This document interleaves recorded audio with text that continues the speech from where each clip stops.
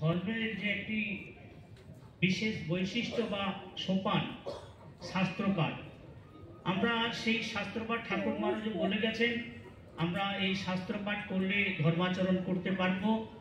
ধর্মের অনেক আচরণ আমাদের মধ্যে রয়েছে। আমরা সকাল থেকে মানে শয্যা ত্যাগ থেকে শয্যা গ্রহণ পর্যন্ত আমরা যা কিছু করি আমাদের সবই ধর্মের মধ্যে নিহিত আছে।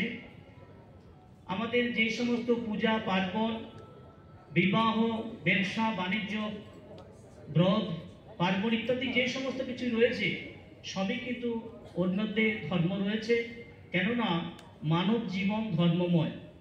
আপনারা সকলেই দেখবেন বা লক্ষ্য করবেন যে যখন আদালতে আসামিকে কাঠগড়ায় দাঁড় করিয়ে লাল শালুতে বাঁধা একটি পবিত্র গ্রন্থকে স্পর্শ করিয়ে, পবিত্র গ্রন্থটা কি না শ্রীমদ্ ভগবদ গীতা, সেই পবিত্র গ্রন্থকে স্পর্শ করিয়ে তাকে বলতে বলা হয় যাহা বলিব সত্য বলিব, সত্য ছড়া মিথ্যা বলিব না।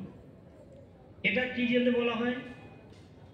এটা কিন্তু সেই ধর্মের আচরণ পালন করার জন্য, কেননা গীতা গ্রন্থ পবিত্র গ্রন্থ, সে তাকে স্পর্শ করে মিথ্যার আশ্রয় নেবে না, এই জন্যই তাকে স্পর্শ করান। এটাও সেই ধর্মের আমাদের সংস্কার বা ধর্মের আশ্রয়।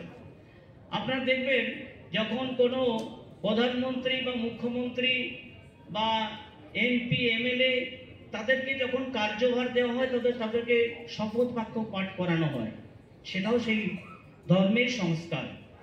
এইভাবে সমস্ত জায়গায় আমরা দেখবেন লোকসভার যে তাদের ধ্যেয় বাক্য ধর্মচক্র প্রবর্তনায়, আমাদের বিধানসভার যে আমাদের যে ধ্যেয় বাক্য যেটা সেখানে সভা পাচ্ছে, সেখানে আছে ন সা সভা যত্র ন সন্তি বৃদ্ধাঃ, অর্থাৎ সেই সভায় নয় যেখানে বৃদ্ধরা থাকে না। বৃদ্ধ বলতে কি শুধু বয়স্ক মানুষকে বলা হচ্ছে তা নয়, যারা বৃদ্ধ বলতে বলা হচ্ছে যারা অভিজ্ঞ, যেখানে অভিজ্ঞ ব্যক্তি নাই সেটাকে সভায় নয়।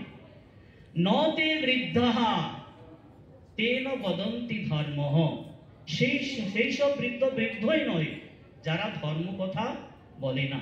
তাহলে আমাদের যে কোনো সভা পরিচালনা করতে অভিজ্ঞ ব্যক্তির প্রয়োজন হয়, এটাও সেই ধর্মের সংস্কার। তাহলে আমাদের সমস্ত জায়গায় যে ধ্যেয় বাক্য বা প্রধান বাক্য রয়েছে, আমাদের অশোক স্তম্ভের নিচে লেখা থাকে কি সত্যমেব জয়তে, সেটাও সেই পবিত্র বাক্য, সেটাও একটা আমাদের ধর্মের সংস্কার।